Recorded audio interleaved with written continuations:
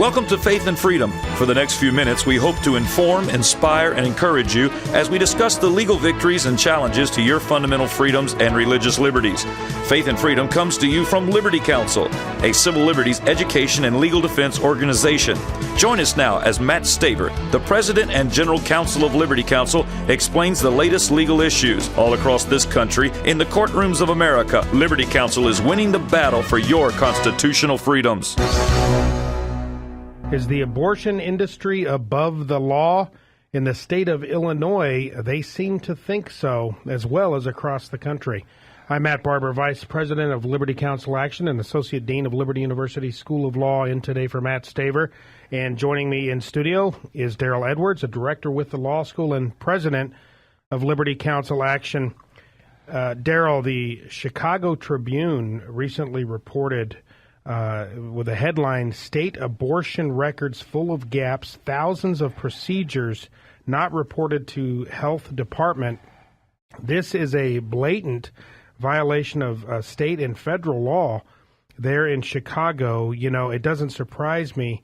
With President Obama, you'll recall during the presidential campaign in 2007, 2008, President Obama stood before Planned Parenthood, which over and over again we're finding are the worst violators of law around the country. Here in Illinois, just the latest example, President Obama stood before them and said, "The first thing that I will do as president is pass the Freedom of Choice Act," which is a bill that would essentially give carte blanche authority to the abortion industry to do anything and everything it wants. It would remove all of the reasonable common sense safety, health restrictions placed on the abortion industry, as well as removing parental rights and so forth.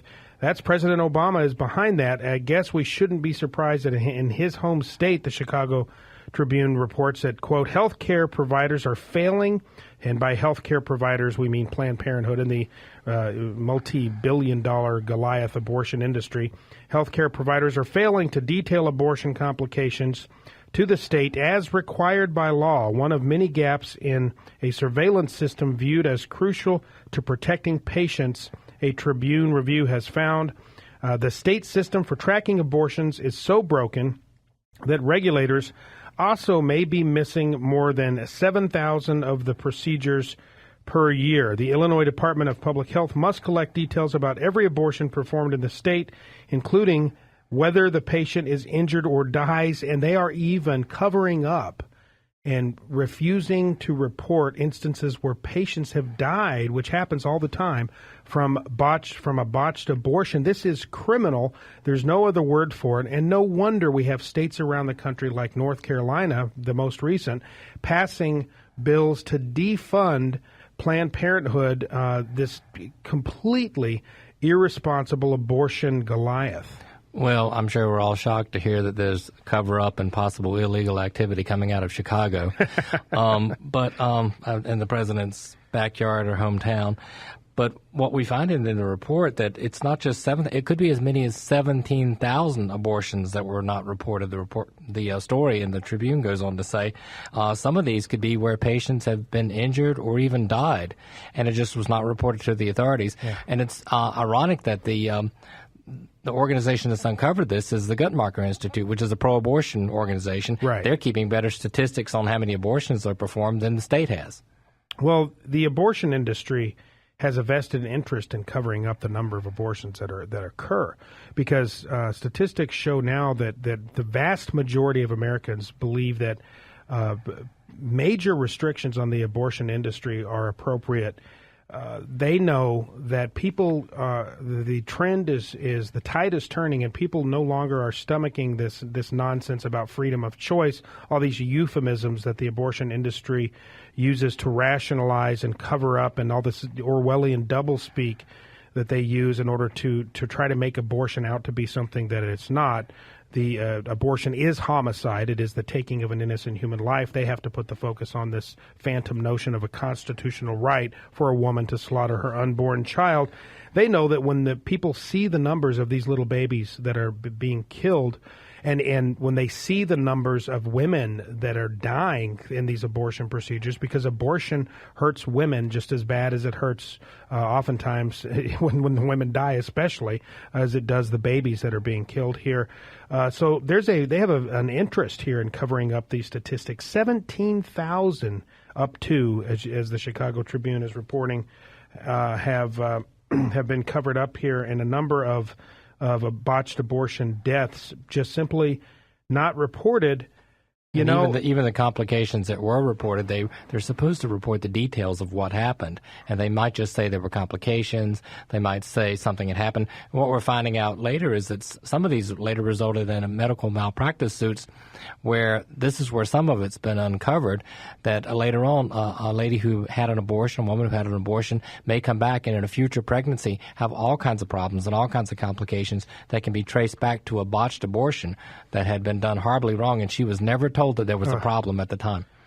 It's just unbelievable. I mean, it makes your stomach turn to think that they're getting away with this, that the abortion industry, this is the sacred cow of the left. I've often said the right to abortion, and by right, I mean R-I-T-E. It's a rite of passage into feminism, into womanhood, when you look at these radical leftist feminists and those who really embrace this culture of death.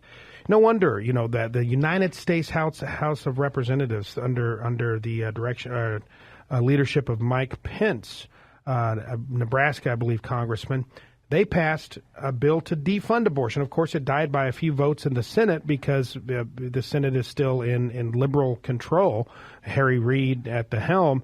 No wonder we have states like North Carolina, the state legislature there recently passed legislation that will strip Planned Parenthood of its funding in the state. It's making it the third state in the nation to defund the nonprofit family planning and healthcare organization, and to call it a nonprofit family planning and healthcare organization is just defies logic. It's would be funny if it weren't such a serious topic we're talking about. The Planned Parenthood profits immensely off the deaths of these little babies. Well, and the problem is, in some cases, it's resulting in the death of the mothers themselves. One gentleman, Maury Stevenson, told the Tribune, said it's outrageous. These procedures, complications, and deaths should be public record. His wife died in 2002 from infection following an abortion at a Planned Parenthood clinic in Chicago. When the Tribune talked to Planned Parenthood about it, Planned Parenthood could not confirm to the Tribune that they had actually reported that death and claimed that it must be locked away in a file cabinet somewhere, but they couldn't pull it out. Well, listen, these abortion mills are filthy. They're run in a fashion, that you might, picture some, and they're butcher shops is what they are. They're filthy.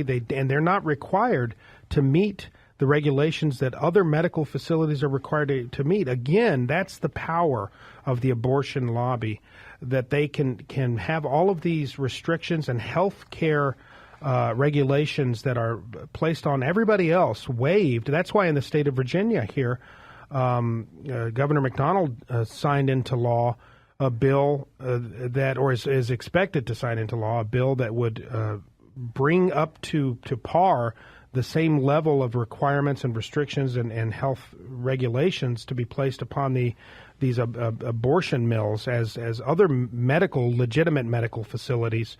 And the hue and cry from the left was, that's going to shut down a bunch of our abortion facilities. Well, there's their admission that these are below standard butcher shops where people are dying, women are dying. Obviously, every baby that goes in and is part of an abortion procedure doesn't come out alive. So, remember the doctor in Philadelphia, Kermit Gosnell, and he was found what they call the abortion shop of horrors, where he had found that women had died, people had had their intestines perforated, babies he'd been accused of 8 murders of babies that had been born alive and then killed them. Well, and how many more Gossells are out there? How many more, in Chicago, apparently a number. Right. Of similar abortion clinics are out there just getting away with murder. Quite literally, well, folks, we're not going to let them get away with it. Liberty Counsel, one of our pillars, one of our three primary focuses is to defend innocent human life. It is a calling that God has placed on all of our hearts, and I know many of you listening right now, it's a calling that God has placed on your heart. We'd encourage you to become part of Liberty Counsel's ministry and mission as we seek through lobbying for legislation, as we seek through educating the public for abortion to become illegal. And we seek to further a culture of life. To learn more about Liberty Counsel, how you can become part of our ministry, go to lc.org or give us a call at 1-800-671-1776. Join with us as we defend life today.